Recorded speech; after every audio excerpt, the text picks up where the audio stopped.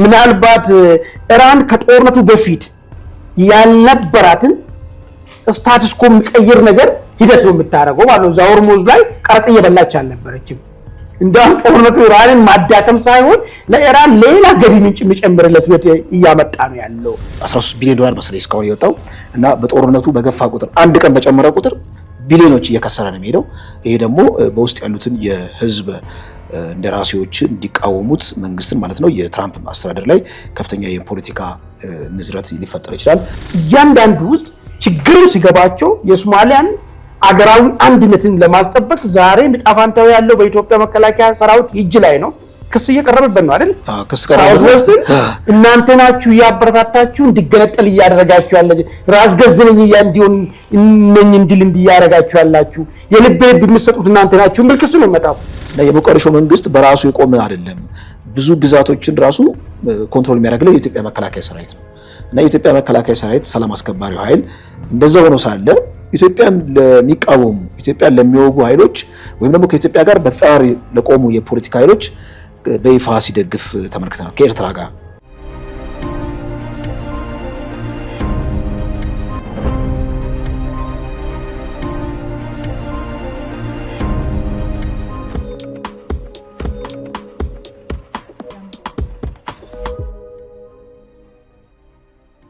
ሰላም ጤና ይስጥልኝ ውድ ተመልካቾቻችን፣ የዕለታዊ ዝግጅታችንን ጀምረናል። አገራዊ እና ቀጠናዊ እንዲሁም ደግሞ ዓለም አቀፋዊ አጀንዳዎችን እጃችን ላይ ይዘናል። እስከ ፕሮግራማችን መቋጫ ድረስ አብራችን ቆዩ። አሜሪካ በጣም የምትመካበት 5ኛው ጄኔሬሽን የተባለ ልዩ የጦር ጀት ለእስራኤልም ቢሆን እንኳን የማትሸጠው ጀት በኢራን ተመቶ እንደወደቀ የዜና አውታሮች እያወጡ ነው። ከዚሁ ጋር ተያይዞ የተለያዩ የፖለቲካ ሂደቶች ተፈጥረዋል። በመካከለኛው ምስራቅ የተፈጠረውን ትኩሳት አስመልክተን ወደ እናንተ የምናደርሰው አጀንዳ ይኖራል። ሌላው የሶማሊያ ፓርላማ አባላት በኢትዮጵያ መከላከያ ሰራዊት ላይ ቅዋሚያቸውን አሰምተዋል። ከሶማሊያ መለየቱን ያሳወቀው ሳውዝ ዌስት ግዛት የተባለው አካባቢ እዛ አካባቢ አማጺ አለ። አማጺ በኢትዮጵያ መከላከያ ሰራዊት እንደተደራጀ ሲገልጹ ተስተውሏል። ምን ማለት ነው የሚለውን ነገርም ለእናንተ የምናደርሰው ነገር ነው። 8000 የሚጠጉ ኢትዮጵያኖች ከእስራኤል ሊባረሩ ነው። በዚህ ጊዜ እስራኤል ይህን ሁሉ ኢትዮጵያውያን ስደተኞች ለማባረር ለምን ወሰነች የሚለውም በአንድምታ መልክ እንገልጽላቸዋለን።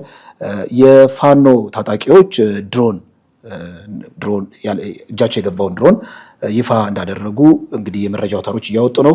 የተለያዩ ተንቀሳቃሽ ምስሎችም ተመልክተናል። በእርግጥ ይሄ ነገር እውነት ነው ወይ የሚለውን ነገር በአንድምታ መልክ እሱንም በደንብ እንተነትነዋለን። እንደተለመደው ከባልደረባዬ አማኑኤል መንግስቱ ጋር እስከ ለግማሽ ሰዓት ያህል አብረናችሁ እንቆያለን። ቻናላችን ላይክ፣ ሰብስክራይብ እያደረጋችሁ አብራችሁን ቆዩ። አማን እንዴት ነህ? ሰላም ደረ እንዴ። እስቲ ወደ መካከለኛው ምስራቅ እናምራ። ያው እሱ ነው እንግዲህ እኛንም አፌክት እያደረገን ያለ ነው። በጣም አሳሳቢ ነው እውነት ለመናገር በተለይ እዚህ ከነዳጅ አቅርቦት ጋር ያለው አጠቃላይ እጥረት በጣም አስቸጋሪ ነው። አንድ መልካም ነገር የተሰማው ምንድነው ላለፉት 35 ዓመታት ኢራን ላይ የተጣለው ማዕቀብ ሊነሳ ይችላል። አሜሪካ ለማንሳት እያጤነች ነው። ለምን? አጠቃላይ የዓለም አቀፍ ላይ ያለው የነዳጅ አቅርቦት እጥረት ስለገጠመው ቢያንስ የኢራንን ማዕቀብ ማንሳት አቅርቦቱን ለማሻሻል ይመቻል የሚል ነገር ነው። እንግዲህ ኢራን አላረፈችም። መካከለኛውን የእስራኤል አካባቢ በሚሳኤል መታለች። ቃጠሎም ተስተውሏል። የእስራኤል ባለስልጣናት ግን አስተባብለዋል።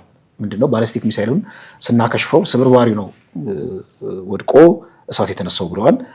ሌላው እንግዲህ ከዚህ ጋር ተያይዞ በዚህ ሆርሙዝ ላይ የሚያርፉትን መርከቦች ቀረጥ ማስከፈል ጀምራለች። ቀረጥ ማስከፈል መጀመሯ ምንድነው ትልቁ ኢምፓክት የሚኖረው ነዳጅ አቅርቦት ላይ ዋጋው ያሻቅባል የሚል ነገር ነው። ቀረጡን ታሳቢ አድርገው ስለሚመጡ ወደ $2 ሚሊዮን መሰለኝ ላለፉት ቀናት ያስከፈሉት ማለት ነው። ረቂቅ አዋጅ እየተዘጋጀ ነው። ከዚሁ ጋር ተያይዞ እንግዲህ ሌላው ወደዚህ ኢራን ላይ የሚያዘው ነገር ኢራን ስቲል አሁንም ያላትን ኃይል ቆጥባ እየተጠቀመች ነው። ወደ 90% የሚሆነው የኃይል አቅርቦት የሚተላለፍበት ደሴት አለ። እሱን ደሴት ለማጥቃት አሜሪካ ወደ 2500 የሚጠጉ ባህር ኃይሏን እያስጠጋች ነው የሚል መረጃ ወጥቷል። በእርግጥ ያንን ደሴት መያዝ ኢራንን ለማዕቀብ ይመቻል የሚል ነገር አለ። ከዚሁ ጋር ተያይዞ እንግዲህ መካከለኛው ምስራቅ አካባቢ ያለው ትኩሳት አልበረደም። እለት በእለት አዳዲስ መረጃዎችን እየሰማን ነው። አንተ ጋር ምናልባት በዚህ ጋር ተያይዞ እንግዲህ አዳዲስ ነገሮች እየተፈጠሩ ነው ያለው። አንተም እንደገለጽክ ሌላ ነገር ምንድን ነው? ከዚህ በፊት አሜሪካ ኔቶን፣ እንግሊዝን፣ ቻይናን፣ ጃፓንን እንደዚሁም አውስትራሊያን የዚህ ሆርሙዝን የመጠበቅ ሂደት ውስጥ እንዲሳተፉ ጥያቄ አቅርባ ነበር። ይሁንና አንዳቸውም ትክክለኛ መልስ ወይ ደግሞ ይሁንታቸውን አልገለጹም ነበረ። የለንበትም፣ እኛ ጥጋችን አትድረሱ፣ ይህንን ጦርነትም እንደንትን አንወስዶም፣ እኛ ኢራን ላይ ተደረገ ወረራ አድርገን እንወስዳለን የሚል አንድምታ ያለው ሀሳብ ሲያቀርቡ ነበር። ይሁንና ግን የሆርሙዝን መዘጋት ተከትሎ ያጅ የጥረቱ ከጥረት ጋር ተያይዞ ዋጋው በጣም የጨመረ ሄዷል። አሁን 110 ላይ ደርሷል ድፍድፉ ማለት ነው። በጊዜ እልባት ካልተሰጠ አደጋ መሆኑን የተረዳችው እንግሊዝ በግንባር ቀደምነት እንግዲህ ይሄንን ሆርሙዝን ለመጠበቅ የሚደረገው እንቅስቃሴ ውስጥ የእሷን ወታደራዊ ቤዝ አሜሪካ እንድትጠቀም በመፍቀድ በቀጥተኛም ባይሆን በተዘዋዋሪ የእስራኤልና አሜሪካን ኢራን ላይ የሚያራምዱትን ጦርነት በመደገፍ ሂደት ውስጥ ገብታለች ማለት ነው። ይሄ ምናልባት ኢትዮጵያ ጋር እንግሊዝን ምን ዋጋ ሊያስከፍላት ይችላል የሚል ነገር መታሰብ አለበት። ኢራን በቀል ነው። ሁሉንም በዚህ ሂደት ውስጥ አሜሪካ ወታደራዊ ቤስ የሰጡ ሀገራቶች ምን ዋጋ የከፈሉ እንደሆነ የሚታወቅ ነው። እዚህ ዩናይትድ አረብ ኤሚሬት እና ሳውዲ አረቢያ እና ኩዌት ምን እየሆኑ እንደሆነ ማለት።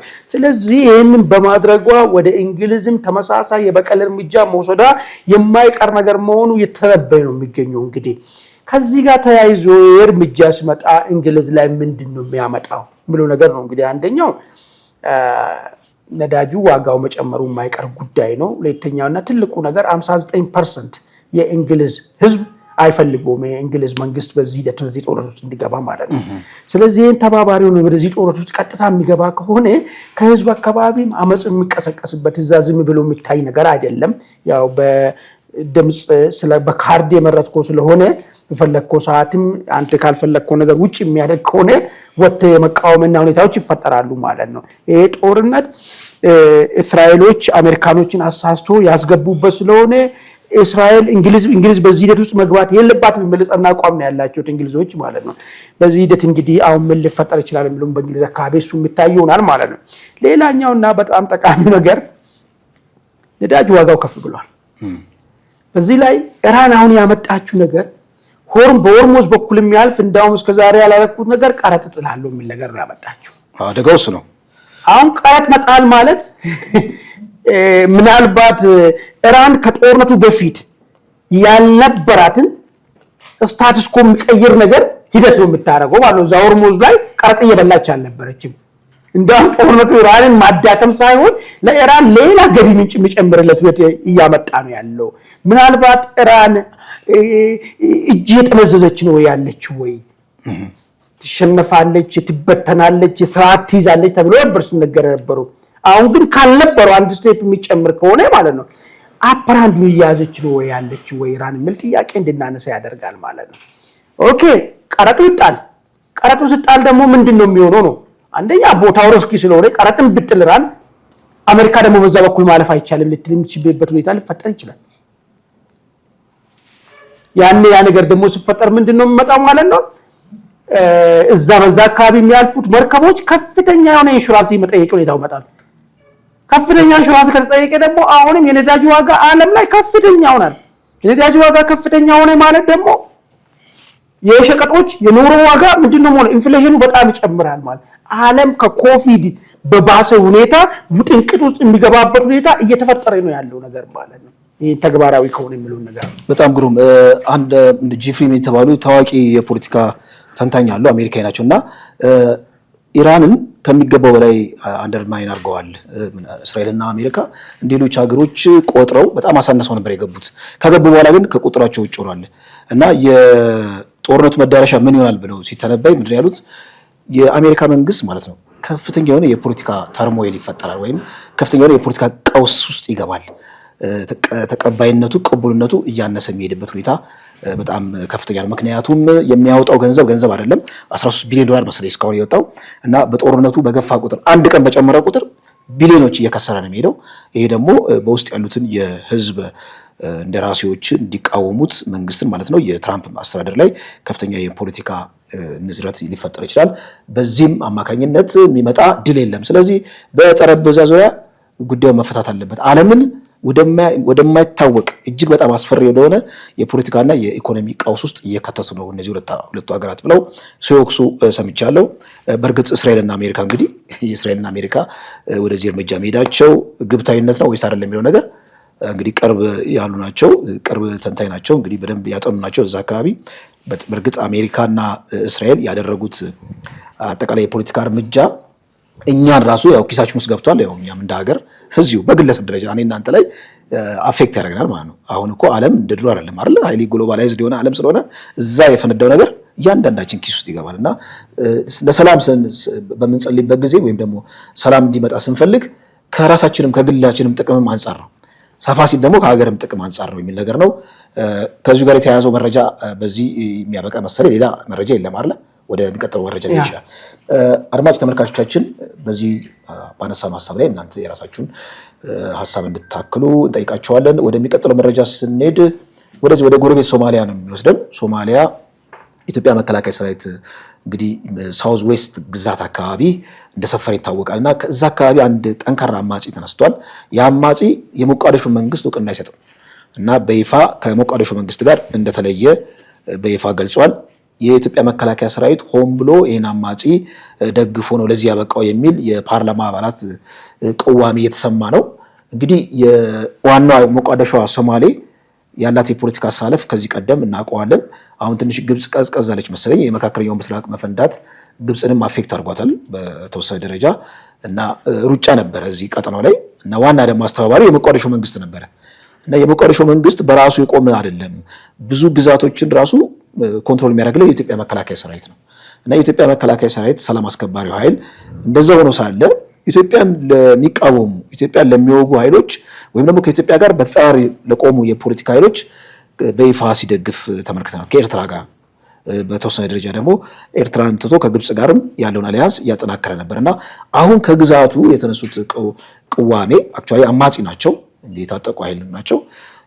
ሞቃዲሾን ሸራርፈው እንግዲህ ሞቃዲሾ አካባቢ ብቻ ያለው ግዛት የሚቀርበት ሁኔታ ከፍተኛ ነው እና ይሄ የሚያሳየው ምንድን ነው? ስቲል አሁንም እንግዲህ የሶማሊያ ዕጣ ፈንታ በኢትዮጵያ የመከላከያ ሰራዊት እጅ ላይ እንዳለ ነው። የሚከሱትም መፍትሄ እንዲያመጣ የሚፈልጉትም ራሱ መከላከያ ሰራዊቱን መሆኑን እንመለከታለን ማለት ነው። እዚህ ላይ ሀሳብ ካለ የተወሰነ ምናልባት አንድ ሀሳብ ላንሳ። ምንድነው መጨረሻ ላይ ያነሳው በጣም ጠቃሚ ነገር ነው። ምንድነው የኢትዮጵያ መከላከያ ሰራዊት 20 ዓመት በሶማሊያ ኖረዋል። ሚናው ምን ደረጃ ነው የሚለውን ነገር አሁን ከዚህ በፊት ሐሰን ሼክ መሐመድ ፕሬዝዳንት የሶማሊያ ፕሬዝዳንት መከላከያ ኢትዮጵያ መከላከያ ሰራዊት እንዳይገባ ሁሉ እናረጋለን ምናምን ፒስ ኪፒንግ ላይ ነበር ያለውን እንዲወጣ እናረጋለን የሚል ነገር ሲናገሩ ነበር። ብዙ ተንታኞች በሰዓቱ ኢትዮጵያ መከላከያ ሰራዊት ውጣ ሲባል ዝም ብሎ የሚወጣ ማስገደድ የማይችል ምንም የኢትዮጵያን ብሔራዊ ጥቅም እዛ አካባቢ ለማስከበር አንድም ስራ ሰራ እንዳልነበረ ተደርጎ የሚያስቡ ሰዎች ነበሩ። ተራ የአሚሶም ተቀጣሪ ብቻ ሆኖ እንደሚቀመጥ አድርጎ ማለት ነው። ግን ይሄ አለመሆኑን ነው አሁን ይሄ በተፈጠረው ነገር የሚያሳዩ ነገር ማለት ነው። እያንዳንዱ ውስጥ ችግሩ ሲገባቸው የሶማሊያን አገራዊ አንድነትን ለማስጠበቅ ዛሬ ምጣፋንታው ያለው በኢትዮጵያ መከላከያ ሰራዊት እጅ ላይ ነው። ክስ እየቀረበበት ነው አይደል? ሳውዝ ዌስት እናንተ ናችሁ ያበረታታችሁ እንዲገነጠል እያደረጋችሁ ያላችሁ ራስ ገዝ ነኝ እንዲሆን ነኝ እንዲል እንዲያረጋችሁ ያላችሁ የልብ የምትሰጡት እናንተ ናችሁ የሚል ክስ ነው የመጣው። በሌላ በኩል ደግሞ ሌሎች ተጨፍልቀን በዚህ ውስጥ መኖር አንችልም አንፈልግም የሚሉት ኃይሎችም ደግሞ ጋራንቲ የሚፈልጉ ከኢትዮጵያ መከላከያ ሰራዊት ነው። ስለዚህ ኢትዮጵያ መከላከያ ሰራዊት ከፈለገ ሶማሌን መልካም ያረጋታል። አይ ከተባለን ደግሞ ሶማሌን ስቲል የፈለገው ነገር የማረግ አቅም እንዳለው የሚያሳይ ነገር ነው ማለት ነው። ይሄ ቆይታችን ያመጣልን ፖለቲካል አድቫንቴጅ ነው ማለት ነው። ይሄን ይዘን እነ ሶማሊያ ከዚህ በፊት አሁን እንኳን ቆሟል ከነ ግብጽ ከነ ኤርትራ ጋር የሚያደርጉት እንቅስቃሴ ውስጥ ግንባር ቀደም ያ ነገር የሚቀጥል ከሆነ ከኤርትራም ከግብጽም በባሰ ሁኔታ ጉዳት ሊደርስበት የሚችል ምናልባት እኮ ብለናል ከዚህ በፊት እኮ መከላከያው የፈለገ ነገር ያድርግ ከተባለ እኮ የምንነጋገረው ከሶማሊያ ፕሬዝዳንት ሐሰን ሼክ መሐመድ ጋር ሳይሆን ከአልሸባብ ጋር ማድረግም እኮ ይቻላል እኮ ገብቷል። እስከዛ ድረስ ሁሉ ማድረግ የሚቻልበት አቅም ነው ያለው። ስለዚህ ይሄ አንድ ትልቅ ነገር ስጋታችን ፖቴንሻል ስጋት ነው ባይዘው እዛ አካባቢ ያለው ለኢትዮጵያ እሱን ሃንድል ማድረግ የቻለበት መንገድ የሚያሳይና የመከላከያው ትልቅ ሰክሰስ ስራ ተብሎ የሚቀመጥ የሚችል ነገር ነው ማለት ነው። በጣም ግሩም። ወደ የሚቀጥለው መረጃ ስንሄድ ትንሽ ይሄ ደግሞ ትኩረትን ይስባል። እንግዲህ እስራኤል ወደ 8000 የሚጠጉ ኢትዮጵያኖችን ለማባረር ወስናለች፣ ጥገኝነት የሚጠይቁ ይላል። እንግዲህ አዲስ ስታንዳርድ ይዞ የወጣው መረጃ ነውና ከዚህ ውስጥ 1000 የትግራይ ተወላጆች ብሎ ገልጿል። አልገባኝም ለምንድን ነው 1000 የትግራይ ተወላጆች ብሎ መጥቀስ ያስፈልገው? አዲስ ስታንዳርድ እንደምታውቀው ማለት ከዚህ ቀደም ያው እዛ አካባቢ ያለው ቴምፖ ብዙ ጊዜ ከቲፒኤልኤፍ ሴንሲቲቭ የሆነ የፖለቲካ አጀንዳዎችን በማውጣት ይታወቃልና ከዚህ ውስጥ በብሔር ለይቶ ማውጣቱ ራሱ ለምን አስፈለገ የሚል ትንሽ ፈገግ አድርጎኛል። ማለት ኢትዮጵያን ብለህ ከጠቀስክ ነው አማራ አለ፣ ኦሮሞ አለ፣ ትግራዊ አለ፣ የደቡብ ተወላጅ አለ እና 1000 ትግራይ ተወላጅ ማለት ምናልባት እንግዲህ በውጭም በአገር ውስጥም የትግራይ ተወላጆች ላይ ከፍተኛ የሆነ ወከባ እየደረሰ የሚለውን የፖለቲካ ስዕል ማሳየት ተፈልጎ ነው። ወገንተኝነት ስለሚታይበት ነው። ከዚህ ቀደም የሚዲያው አውታሩ አንዴ ነው። ሁለተኛ እስራኤልስ ራሱ ለምንድን ነው ይህን የሚያህል ኢትዮጵያኖችን በዚህ ቀውጢ ሰዓት እጅግ በጣም አስፈሪ በሆነ ሰዓት ኢትዮጵያኖች ውሳኔ ለመወሰን የደመደመችው? ትዝ ካለህ የኤርትራ ተወላጆችን በጣም ይጋጩ ነበረ። የሻዕቢያና የብርጌና አህመዶ ይጋጩ ነበርና ግጭቱን ተከትሎ ኤርትራዎች ከዛ እናባራለን ብለው ነበር ወስነው ነበርና ኢትዮጵያኖች ደግሞ የቤተ እስራኤላውያን አሉ እዛ አካባቢ እንግዲህ የቤተ እስራኤላውያን ወደ 100 ምናምን ሺህ ይጠጋሉ። እነሱ ጋር ካለው ቁርኝት አንፃር ምናልባት እነዚህን ኢትዮጵያኖች ማባረሩ ምን ያህል አፌክት ያደርጋል የሚለው ነገር በደንብ መጤን አለበት። እዚህ ላይ ሐሳብ ካለስ የተወሰነ እንግዲህ ወደ እስራኤል እንመለሳለን። ለምንድን ነው ይሄንን እርምጃ ለመውሰድ የተገደደችው ብለውን ነገር እናነሳለን እሱን በኋላ። ነገር ግን በሚዲያው የተገለጸው ምናልባት ወይ ኢትዮጵያ የሚባል ሀገር የለችም ያለው በብሔር ላይ ተመሰረተ ትናንሽ ሀገራቶች ናቸው ብላ የምታስብ ከሆነች ወይዘሮ ጸዳሌ ማለት ነው እሷ ሚዲያ አይደል እያንዳንዱን 60 ሀዲያ 19 ወላይታ 2000 አማራ 3000 ኦሮሞ ምናምን እያለች ዘርዝራ ብታስቀምጥ አንድ ነገር ነው። አለዛ የትግራይ ብቻ ወይ የትግራይ ክልል ነዋሪዎች ብትል እንኳን በክልል ደረጃ እያስቀመጠች ነው ብለን እናስባለን። ቲፒካሊ በዘርጋ ተያዘ በዘውጌ ጋር ተያዘ ነገር ካስቀመጠች ይሄ ኢምፕሊኬሽን ምናልባት ትግራይ ኢትዮጵያ አይደለችም የሚሉን ነገር ለማጠንከር ተፈልጎ የመጣ ነው ወይ? አንድ እሱ ማየት እንችላለን። ለምን አንተ ያላመጣው ሐሳብ እሱን ሼር አላደረገም? ለምን እሱ ባክፋየር ስለሚያደርግባቸው ትግራውያን የተሰደዱ ነው ምናምን። ትግራውያን እኮ እንዲሰደዱ ያደረገው ወያኔ ነው። እነጌታችን አቶ ጌታቸው እኮ እዚህ እኮ ህዝቡ እኮ በ2 ዓመት በ3 ዓመት ውስጥ ወጣት አልባ ልትሆን ትችላለች ትግራውያን አሁን ባለው ሁኔታ እያለ ነው የተናገረ ያለው። ይሄንን ነገር መፍትሄ ካልሰጠኑ በጊዜ ማስተካከል ካልተቻለ አሁን ያሉት እነዚህ ጁንታዎች አገሪቷ ትግራይን ባዶ ሊያረጓት ይችላሉ። ወጣት አልባ አርጎ ሊያስቀሩ ወጣቱ ጾረታቸው ሸሽቶ እየሄደ ነው ያለው ብሎ ነገር እሱን ምናልባት የሚደግፋቸው ሰዎች ጋር ልትቀያየም ትችላለች። በዛ አንግል ካነሳች ማለት ነው።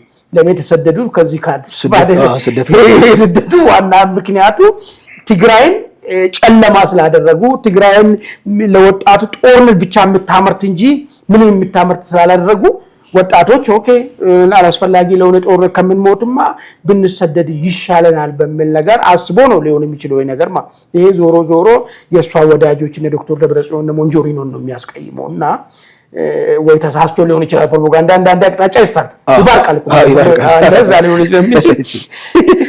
እስራኤል ለምን ያደረገች የሚለው ነገር ላይ አንድ ነጥብ ላንሳልኝ። እንግዲህ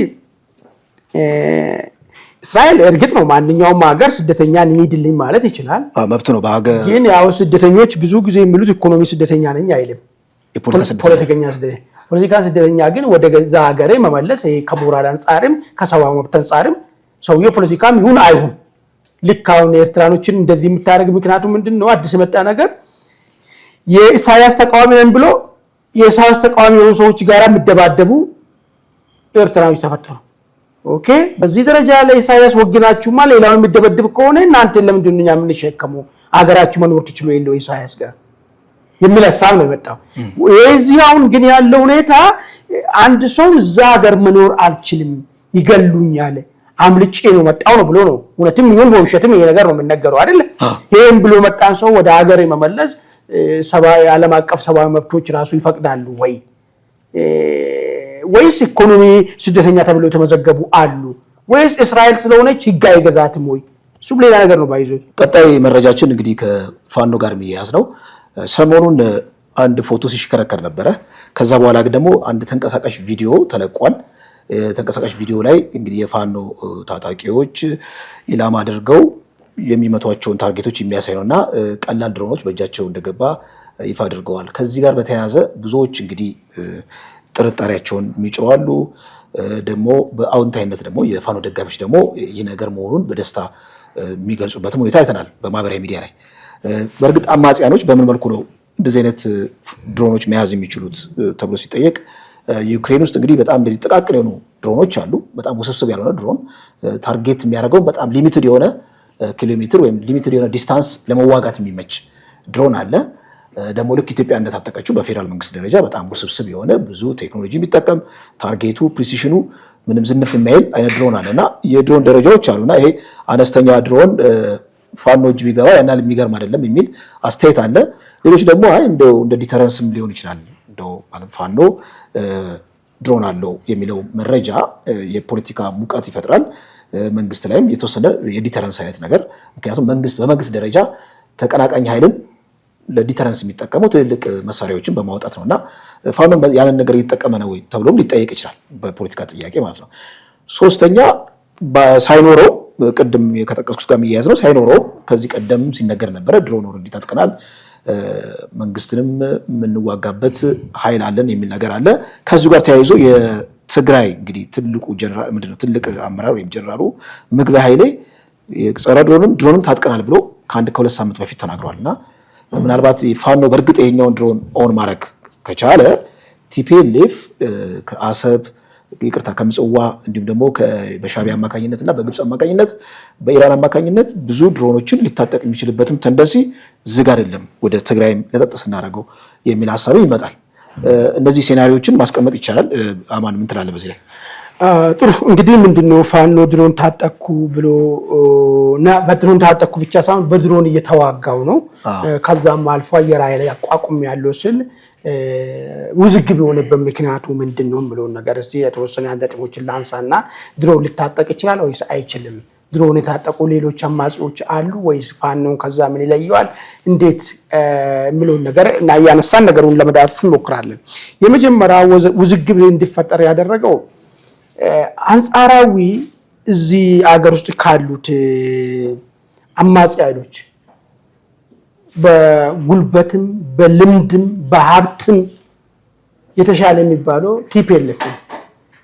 ቲፒኤልኤፍ እንኳን እስካሁን በፊት ለፊት ወጥቶ ድሮን ይሄውና ድሮን ይያለው በድሮን እየተዋጋው ድሮን ታጥቃሉ ስል አልተሰማም ምናልባት ጀነራል ምግበይ ባለፈ ሲናገር እሱም ለትንተና ተጋለጠ ለድሮንም ጸረ ድሮን አለ እንጂ ድሮን ታጥቃሉ አላለም ጸረ ድሮን ታጥቃሉ አላለም በይፋ የሚል ነገር የትርጉም ችግር ነው ይያሉ የራሳቸው አክቲቪስቶች ብዙ ነገር ሲያወሩ ነበር ያ እንትን አይለንም ግን ዋናው ነገር ፋኖ እንዴት ከዚህ ሁሉ የተሽሎ ድሮንን ለመታጠቅ በቃ የሚል ጥያቄ ነው እንግዲህ አንዱ ጥያቄ መጣ ሁለተኛ አማጺ አላቸው ሂዝቦላ ታጥቋል እኮና ሀውቲ አማጺዎች እኮ ታጥቋል እዚህ ጎረቤታችን አልሸባብ ታጥቋል በዛ ደረጃም ባይሆን ውስብስብ ባይሆን አቀል ያለው እዚህ ታች ደግሞ ቡርኪና ፋሶ ውስጥ ያለው አማጺ ታጥቋል ዓለም ላይ ብዙ ወንድ አማጺዎች ታጥቋል ነገር ግን እነዚህ የታጠቁት አማጺያን እንዴት ታጠቁ ካልክ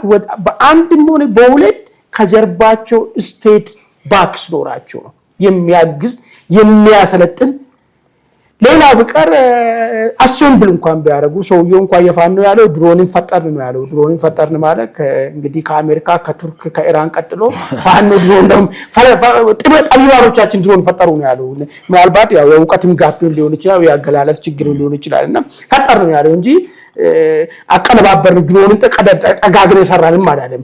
በዚህ በመተማ መስመር ምናምን ሊገባ ይችላል ከሱዳን ደግሞ ታጣቸዋለህ እና አልቡርሃን ስቴት ባክ እና ሱዳን ራሷ ከየት ነው የምታገኘው? ከሌላ ሀገር ከኢራን ነው።